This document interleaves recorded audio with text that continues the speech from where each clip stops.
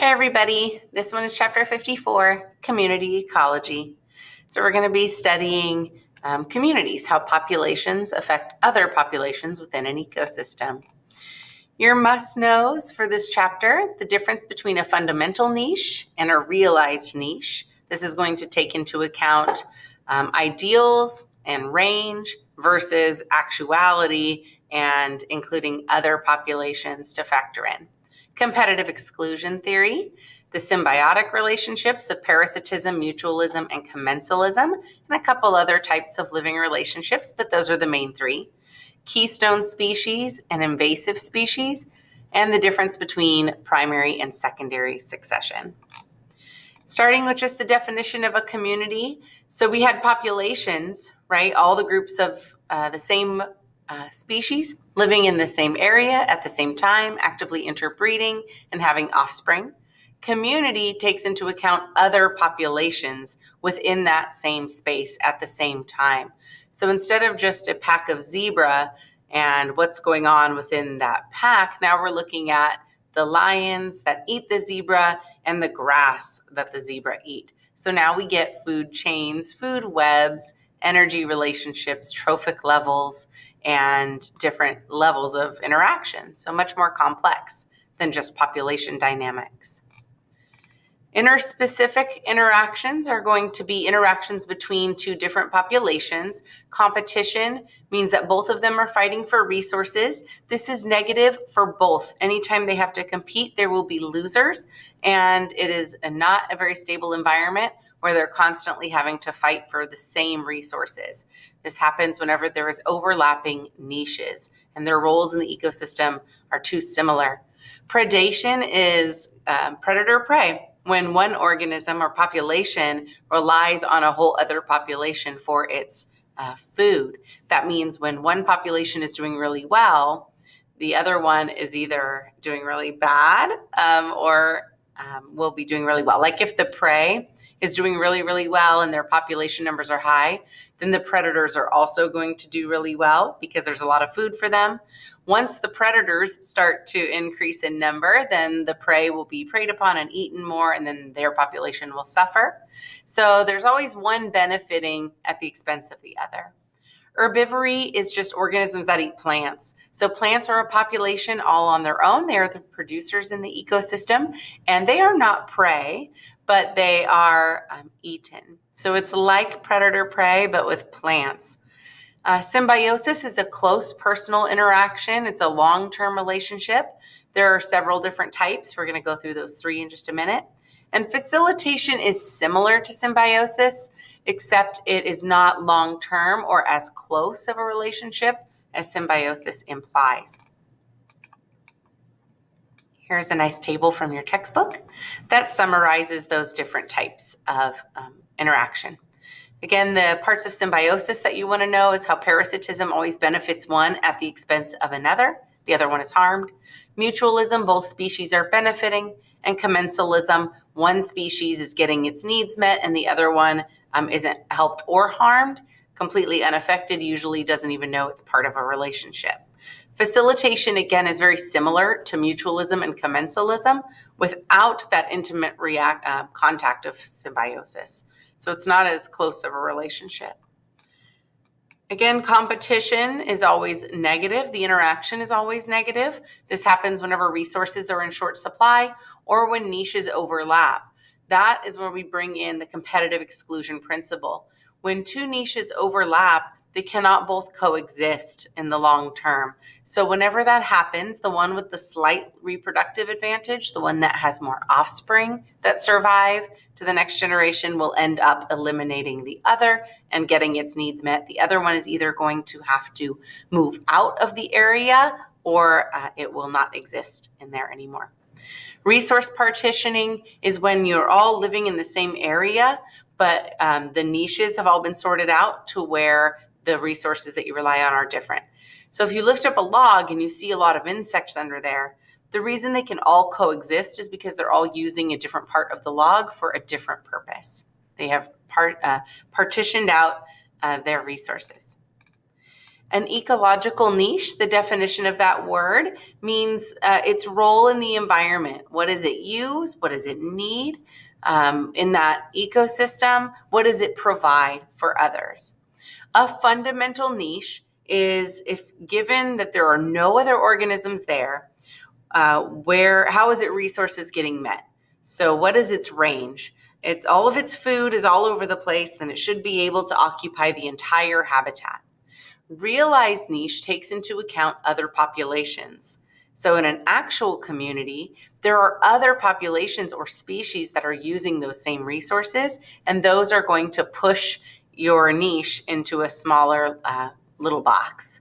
So a realized niche is a little bit more realistic, and it's that picture on the left there with the two different types of barnacles. You can see one of them is extending its range up a little bit out onto the rock, and it's going up into that brown colored barnacles niche. That's because competitive exclusion has put them there. So now technically that brown barnacle could occupy all the way down that side of that rock, but they don't because of competition with the other one underneath. Now predation, benefiting one at the expense of the other. Because of this, it has led to some really cool adaptations in species in order to deal with the fact that there are things out there trying to eat them and deplete their population. So we have different types of defensive adaptations that you see that come out of these predatory relationships, like cryptic coloration. This is like camouflage or trying to look like something else. A leaf, a walking leaf, or a stick insect. It's trying to look like a different object so that its food or its prey predator won't notice it. Aposematic or warning coloration is just the bright coloration of like the example given in the book is this tree frog that's brightly colored, poison dart frogs. Batesian mimicry and Müllerian mimicry. Very similar. They're both mimicking another species, but the way they do it or what they're mimicking is different. With Batesian, one of them is harmless and they're trying to look scary, like a fly trying to mimic a bee. That is Batesian. Whereas Müllerian is when all the species kind of look alike. They all take on the same type of warning coloration. They all mimic each other because it works, and they're all bad, they're all toxic, but they all kind of look similar. Like a bee and a wasp, or a yellow jacket and a wasp. They're different species, but they all look very similar because the word is out that they are poisonous and to be avoided. Herbivory, there's a lot of different defenses that plants have adapted in order to avoid being eaten, like toxins that they secrete in their sap, thorns, and spines to prevent animals from eating them. Here's examples from your book. The cuckoo bee and yellow jacket, both of them are bad. So both of them are bad for you. This is Müllerian mimicry. The picture of the toad being camouflaged on that rock. And then you have aposematic coloring or warning coloration in that tree frog. And then you have a caterpillar looking a lot like a snake. And that is more Batesian mimicry. Here's symbiosis. Again, the three main types you need to know are parasitism, mutualism, and commensalism. And as far as community structure goes, we're going to work with species diversity, and I'll work with you guys on that today. Okay, sorry, had to step away for just 1 second. Community structure, back here, which is biodiversity, species diversity. There's two different measures that we use to look at biodiversity. We have species richness, which is the sheer number of different species in a given area. And then we have relative abundance, which is of each of those species, about how many are in that area of just a particular species.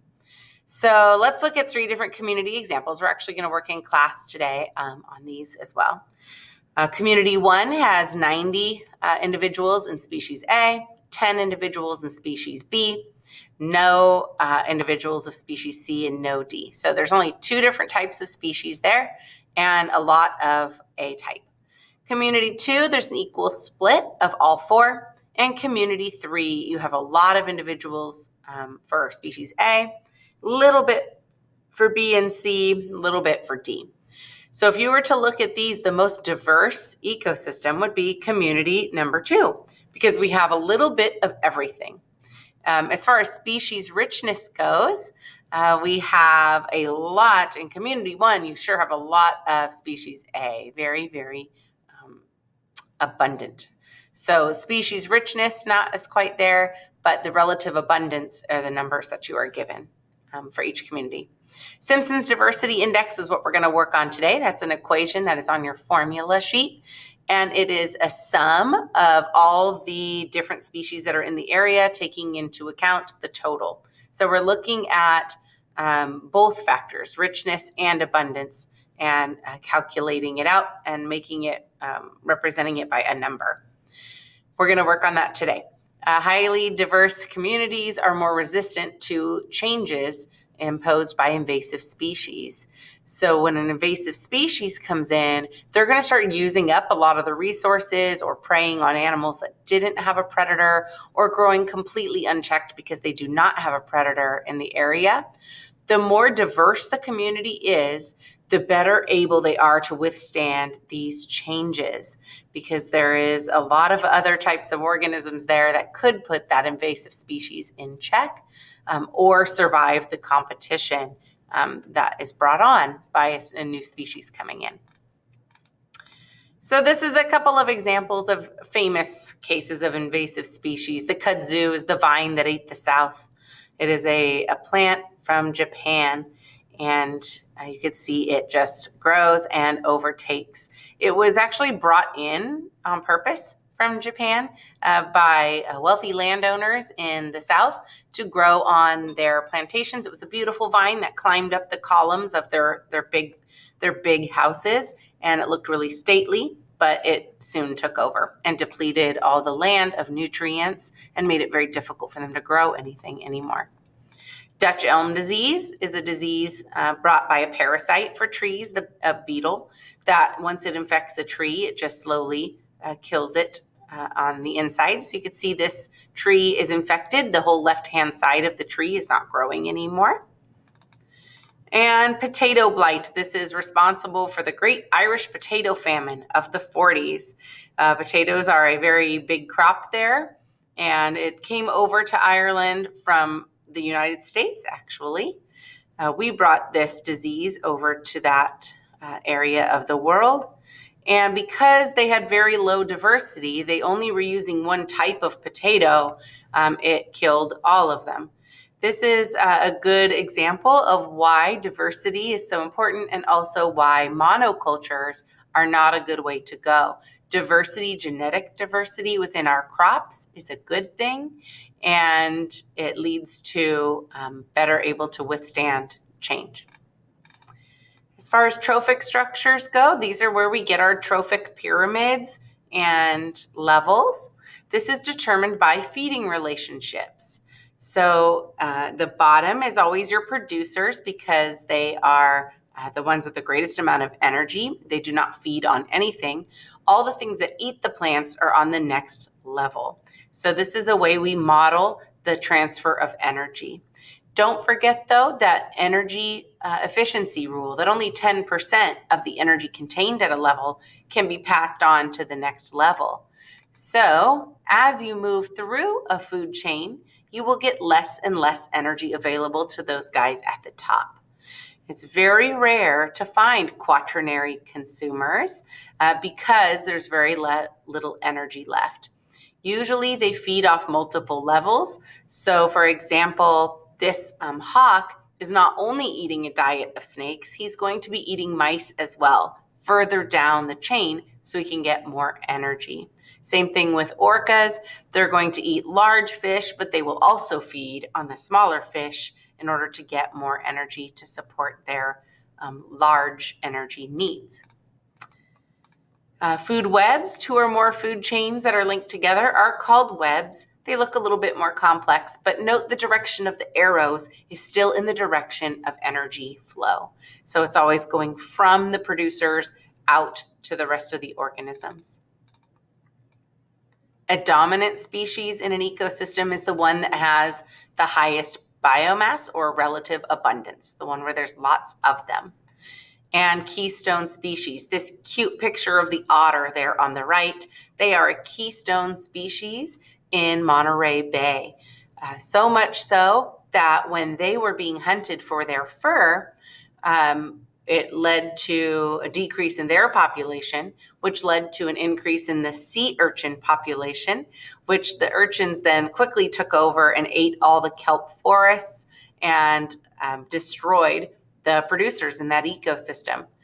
In order to fix that, you have to bring back the keystone. So they set up a preserve out there in Monterey Bay and said you cannot hunt sea otters. They set up a preserve, gave them everything they needed to survive, and the sea otters have been doing well ever since. They eat all the urchins and the plants were allowed to grow back. Now we have a very healthy kelp forest as long as those otters remain protected. That's what makes them a keystone. A grizzly bear is a keystone species. They are responsible for transferring nutrients from the sea, from the water environments to the land. So when they eat the fish and they incorporate all of the matter into their bodies and then go on land, and when they die, they transfer all of that nutrients back to the soil. Prairie dogs, they are a keystone species as well in their ecosystem. Their burrows help the soils stay healthy. It aerates the soils and keeps them from becoming hard packed. And they keep vegetation low to keep it from taking over. Disturbances, again, a disturbance can be human activity like deforestation or destruction of a habitat by building roads for cars and housing developments, or it could also be caused by natural things like natural disasters, fires, lightning, hurricanes, drought, or climate change. Succession is how ecosystems grow. So it's a transition in species from very, very easy to grow and low maintenance and low nutrient density to species that require a lot and have a lot more nutrient needs. This happens very, very slowly at first over long periods of ecological time, but secondary succession happens much faster. So our first example is that slow progression. It's called primary succession. It is how life first arises on new land. So you will have an island that just popped up in the middle of the Pacific Ocean. The first thing to land there are going to be spores and seeds from the wind, from the jet stream that goes all around our Earth. It'll deposit some spores for lichens and mosses that can grow easily on rock with no soil or no nutrient needs. And then they will slowly over time erode and degrade the rock into dirt. And then other types of seeds can start to grow there. And eventually the ecosystem can be colonized by more and more plants, which will then bring in and allow other animals to survive. Secondary succession is the building back up of an ecosystem after destruction, like a fire. Or something where we completely deplete it of life. The nutrients required for life are already there, so life can come back pretty quick. It's still going to start with those that have low needs, like grasses and shrubs that can be exposed to sunlight and live with very little nutrients. But as soon as they start cycling matter back into that ecosystem, more and more tougher to grow trees and animals will all start to come back. And then there's biogeography when studying communities. You will have different types of populations able to survive at different latitudes because of the uneven heating of our Earth. And area also has to play with it. In a small area, like an island, they are limited by size and their proximity to other organisms, which actually makes them really great to study species diversity. This is why we like studying Isle Royale is for population dynamics, but also because they are kind of isolated. The Hawaiian Islands are great to study for diversity. You could tell that the larger island in Hawaii has much greater diversity than the smaller islands, making that one better able to withstand change. So that's our community studies. I hope that was helpful, and I'll see you guys in class today.